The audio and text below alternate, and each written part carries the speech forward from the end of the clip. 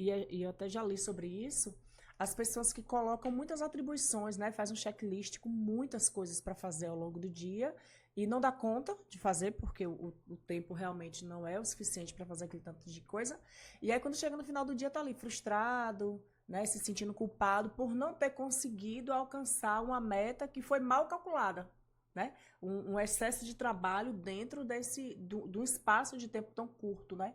Como é que que dica você daria para esse pessoal para organizar, não gerir, vamos tirar a palavra gerir, para a gente organizar o tempo, organizar as atividades dentro do tempo, de modo que lhe tragam uma sensação de satisfação ao final do dia por realmente ter sido um dia produtivo, que fez muitas coisas e etc.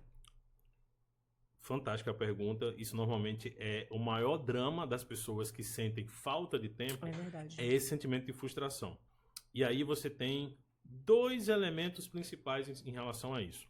O primeiro, que é uma questão mais filosófica, que eu gosto de dizer o seguinte: a gente esquece que nós temos um tempo limitado. O tempo é finito, né? Sim, dentro da filosofia histórica, inclusive, a gente tem isso como um lembrete, né? A gente usa muito, as pessoas gostam muito de tatuar o chamado Memento Mori, que é lembre-se da morte. É uma forma de pensar assim: o seu tempo é finito, ele acaba. Se o tempo é finito, ele acaba, você não vai conseguir fazer tudo. E isso é difícil a gente aceitar. Esse conceito de que assim, eu não vou conseguir fazer tudo. Como assim eu não vou conseguir fazer tudo? Eu preciso fazer tudo. Sim, mas você não vai conseguir.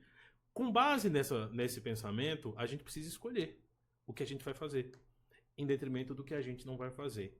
Aí entra o que a gente chama de priorização. Então, a maior parte das pessoas que tem problema de sobrecarga vem de um problema de priorização. Porque ninguém está sem fazer nada o dia todo. A gente está o dia todo no corre, como as pessoas falam. Na correria. Né? Na correria. Correria, para mim, é uma grande epidemia, né? A gente tem orgulho de dizer que está... As pessoas adoram dizer que está com corre-corre. Eu sempre associo que quando você se orgulha de estar na correria, é a mesma coisa de você se orgulhar que você tem ansiedade. Ah, eu tenho insônia. Porque correria é um sintoma de ansiedade. Então as pessoas ninguém tem orgulho para dizer assim: caramba, eu tenho muita insônia. Não, mas as pessoas têm orgulho de dizer assim: ah, meu Deus do céu, eu não paro um minuto. Tá, se você não para um minuto, por que você está se sentindo sobrecarregado? Porque você está fazendo coisas que não te trazem resultado. E as coisas que talvez te trouxessem resultados, elas estão ficando para depois. E aí o tempo não vai dar para fazer tudo. É verdade. Tá? E aí, Alexandre, pegando o teu gancho aí, tem duas questões, né, que eu gostaria de trazer. Uma delas é que Luciana até que trouxe há uns episódios atrás, eu estou citando Luciana em todos os episódios porque foi muito maravilhosa aquela participação dela. Ela disse que nós estamos nos apropriando das nossas debilidades. Por exemplo, meu TDAH, não sei o quê, minha ansiedade, não sei o quê. Você não é ansiedade, a ansiedade não é sua. A ansiedade é um transtorno que você está vivendo no momento. O TDAH pode ser algo que você esteja vivendo, mas que tem solução. Então, quando a gente se apossa desse sentimento, né, a gente tem ali aquela questão a situação do entranhamento. Então, você fica tão entranhado com aquilo ali que vai chegar um momento que você não vai mais conseguir dissociar a pessoa do TDAH, como se o TDAH não fosse uma situação à parte. Não define o que você é. É uma condição. É uma condição limitada ali, entendeu? Mas é algo pontual, não reflete o todo. Sim. A ansiedade, mesma coisa, é um transtorno que não reflete você todo. Então, isso é um ponto importante que vale a pena, né, ser levantado aqui. E outra questão é que estudos, eu já te falei sobre ele, sobre o Wesley Barbosa, que ele tem um podcast muito bom, que é o No Brain No Gamecast. E aí ele traz, né, estudos da neurociência, que a neurociência já aponta, e já tem estudos baseando isso, que o fato de você falar que está na correria, automaticamente ele já libera a secretação de cortisol. Então, o estado de você estar ali dizendo que está na correria, você já está secretando ali, você já está liberando o hormônio do estresse, né? Isso. Então, é algo que a gente precisa ficar muito atento, porque eu não sou maratonista para estar na correria. Quem está na correria são os maratonistas. Tá quase. Estou quase, né? Mas vamos chegar lá. Então, quem tá na correria são os maratonistas. Então, virou um hábito. E parece que as pessoas têm vergonha de dizer. É um outro podcast que ele traz também muito maravilhoso. Que as pessoas têm vergonha de dizer que tá com tempo livre, ocioso.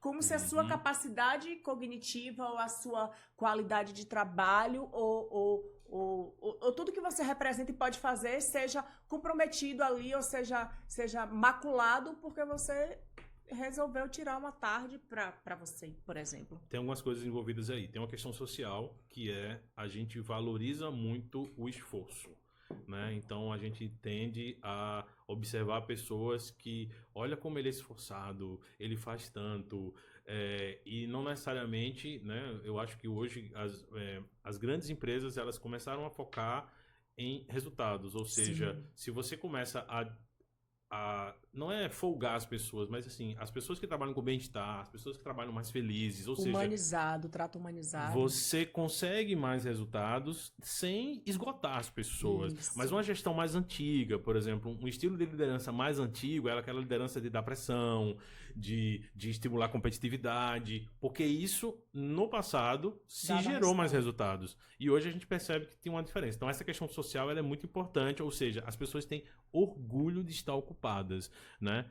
Segundo ponto, é uma questão mais psicológica, né? E se você lê o Domênico De Masi, né, com o livro O Ócio Criativo, eu tive a oportunidade de assistir uma palestra do Domênico há uns 3 anos atrás, num congresso. Foi engraçado que eu nem sabia, os 2 maiores ídolos dele são brasileiros, né? E eu fiquei muito feliz, que o Domênico De Masi é um autor fantástico, que as pessoas têm, como você falou, vergonha do ócio. A gente tem tanto orgulho de estar trabalhando, eu fiquei até tarde, eu durmo poucas horas, e essa parte está destruindo a saúde da gente. É verdade. Então, isso é uma coisa também que precisa ser colocado. Então, a gente tem a questão social, tem a parte psicológica envolvida nisso. E aí, a gente chega num ponto, tipo assim, na metodologia que eu desenvolvi, quando eu comecei a desenvolver a metodologia de treinamento, eu sempre coloco que são 4 pilares. A organização do tempo ela tem 4 pilares. Sim. Começa com autoconhecimento, depois eu chamo de alinhamento, eu falo ação e aprendizado contínuo.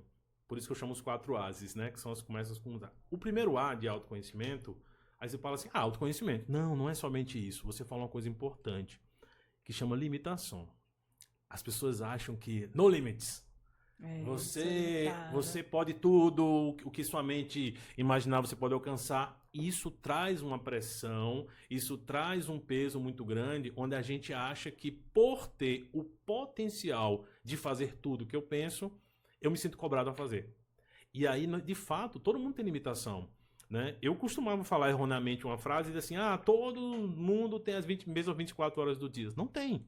Se você pega uma pessoa que passa 2 horas no ônibus para chegar no trabalho, ela não tem as mesmas horas de quem pega um carro e sai. Se você... Até quem precisa enfrentar trânsito, quem trabalha perto, quem mora perto do trabalho, tem essas questões também, né, Alexandre? Isso. Eu, por exemplo, admiro muito uma pessoa que está trabalhando e estudando à noite e cuida do filho. Não tem como você chegar para uma pessoa dessa e dizer assim, se você quer empreender, é só você querer. Não é. Não dá. E aí, o autoconhecimento serve para você entender...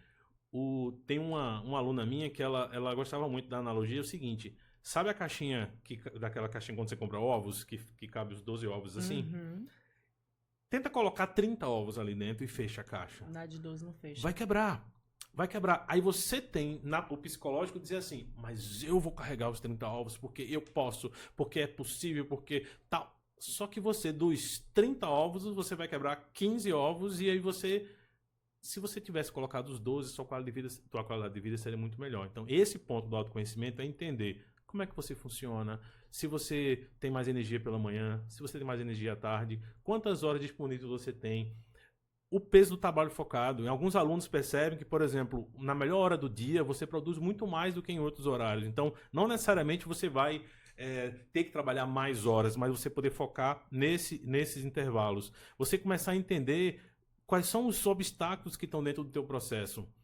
Isso funciona dentro quando você pega uma empresa, por exemplo, para fazer consultoria. O que é que você vai atrás? Gerenciamento por restrições. Isso. Você começa a entender dentro do processo dela. Na nossa vida pessoal é a mesma coisa. Você começa a entender o que é que está te atrapalhando para conseguir o seu resultado. Aí quando você tira daquilo, sua vida fica mais leve. Você não necessariamente está trabalhando mais. Eu até brinco que a ideia é trabalhar menos. Mas de forma mais otimizada. E o resultado vai sair do mesmo jeito. E o final, você vai estar bem. Porque senão não adianta nada você produzir tudo e no final tá esgotado. Perfeito.